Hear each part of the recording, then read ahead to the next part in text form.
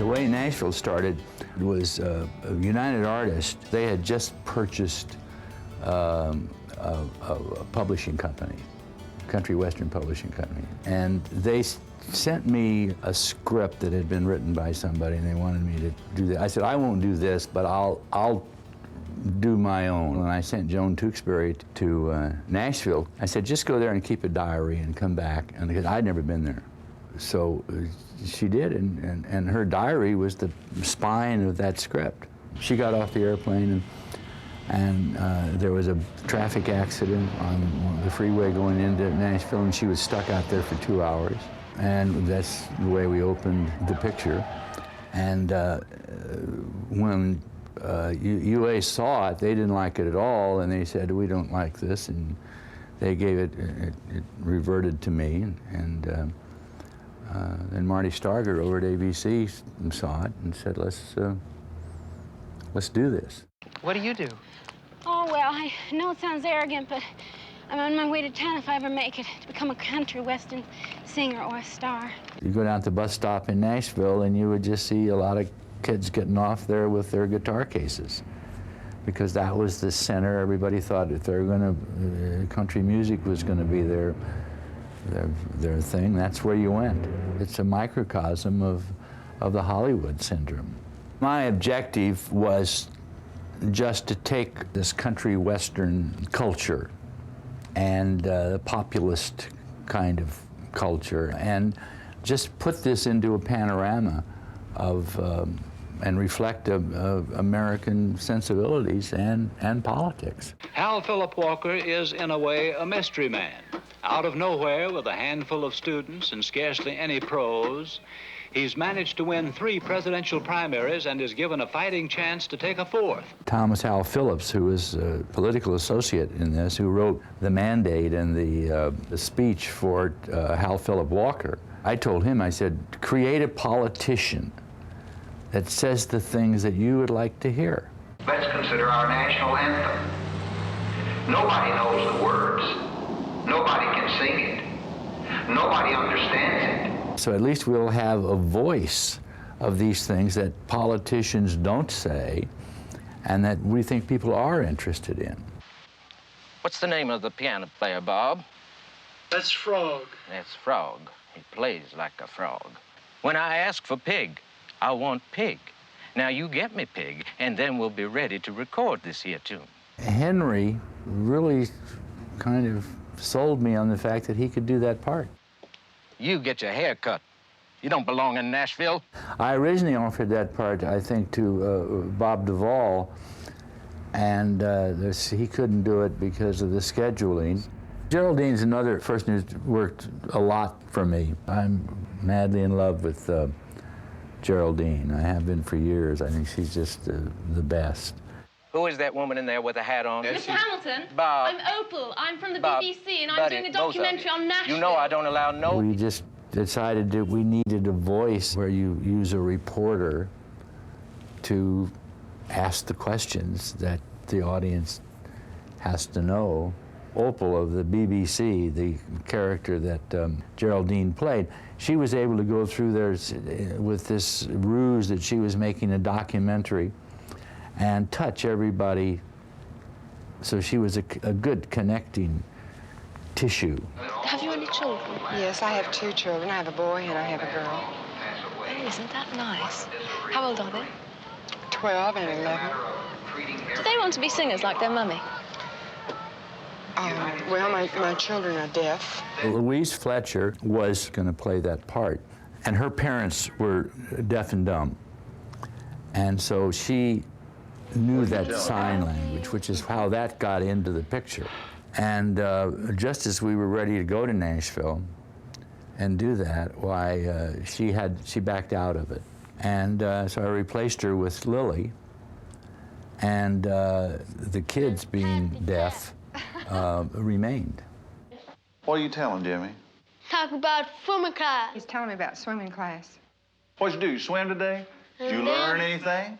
Huh? Let him tell it. Again, in most cases, the fathers in these families, whatever the problem, don't deal with the children very much. He was not capable of dealing with it. He was a politician. You got pledge cards on a table there that you can just pledge anything you want to, and I'll make sure I'll make you pay it, whatever you put down there. And you got a check in your pocket. Don't be afraid to write it out. I'll get that to the bank quick before you can stop it. And any cash, anything at all. Now, don't anybody be humble or shy. I almost used Ned Beatty. I knew him because I almost used him in McCabe and Mrs. Miller.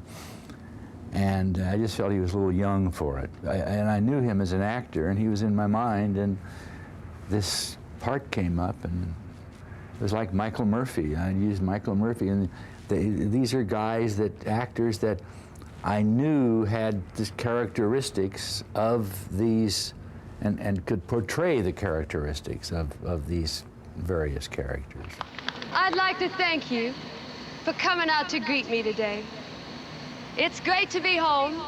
It's hot as a firecracker. And me and the boys are going to be out at the Opry this week. And like my granddaddy always used to say, if you're down to the river, I hope you'll drop in. Ronnie, I had met, she had come, and we were going to buy some songs from her. And we went to Nashville, getting ready to start, actually. And we didn't have anybody in that role, and we didn't know what to do. And Ronnie, we found out, was in Nashville at that time, singing backup. And so we saw her, and she'd finished her gig, and I said, well, can you hang around for a few days? And she said, yeah. So she kind of hung out with us for a while, and I was always thinking, can she do this? Can she handle this role? And finally, we decided to give it to her. Well, who do we have here? What is your name, honey? Paul Harris. Paul Harris. I want you to study real hard, because just remember, any one of you can grow up to be the president. Karen Black, she was probably the biggest star that we had in the movie. She was probably the most known of all those performers. And she had written the three songs she did in the film. And she had all the pizzazz, and she understood what the part was. And I was just really on-the-nose casting. Martha! This here is Kenny. This is Martha. Hi. Hi. She's from California. Shelley's just somebody I just found, when I could find a spot for her in a movie, I always did, because she was so unusual. I don't know any actor quite like her. It's really Esther's awake and she's dying to see you. I'll be there in a minute, okay? I'm talking to someone right now. I'm talking to someone. Keith, we cast him from the very beginning, because I had those two songs of his, and they were part of the package that I used to sell the project, ABC. I'm Easy and It Don't Worry Me. But I'm easy. Yeah, I'm easy. Take my hand and pull me down. I won't put up any fight because I'm easy. Keith Carradine played a womanizer, a very worst kind. I mean, he was a sick guy. He was dealing with all of these women. His partner's wife, this housewife, Linnea, that he had just met, that Shelley Duvall character, L.A. Joan, and the Geraldine Chaplin character. They all assumed he was singing the song to them. And Lily Tomlin, she was great. That's why she was nominated. I mean, it was a spectacular performance. Ever since that old Easy Rider movie, that's the kind of bike that everybody's been driving, those long, low, laid back in the front. They're so dangerous, aren't they? They are. I'd seen Jeff back here in New York in El Grande to Coca-Cola. It was a little review. He, again, was another connecting tissue. We could see him going from X to Y, and that would bring us there. I know him. That's Elliot Gould, yeah.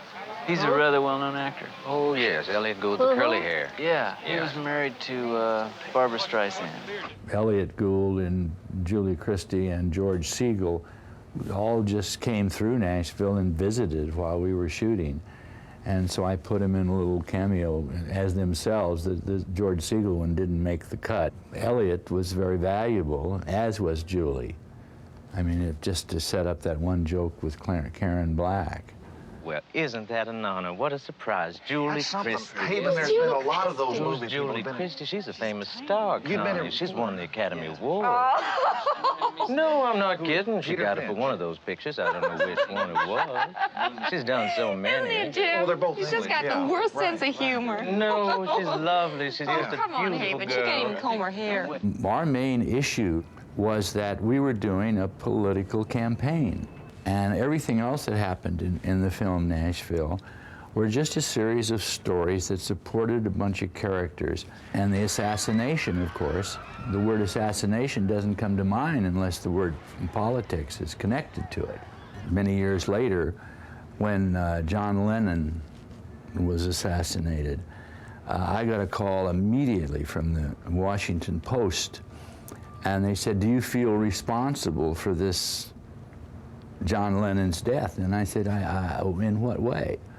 I said, well, you did that in your film. You set up what we come to think of as political assassinations of a celebrity. And I said, and I said, I don't think you should blame me for the assassination. I think you might blame yourself for not listening to my warning. Mama and Daddy raised me with love and care. They sacrificed so I could have a better share. They fed me and nursed me and sent me to school. Mama taught me how to sing. Daddy lived the golden rule. When this picture first opened, the people in Nashville, the musicians in Nashville, they hated this movie. They said, oh, the music's terrible, et cetera, and they should have used real songs. Well, what they meant, we should have used their songs. And now that there's a generation past, Nashville is quite popular in Nashville. I still love my mom.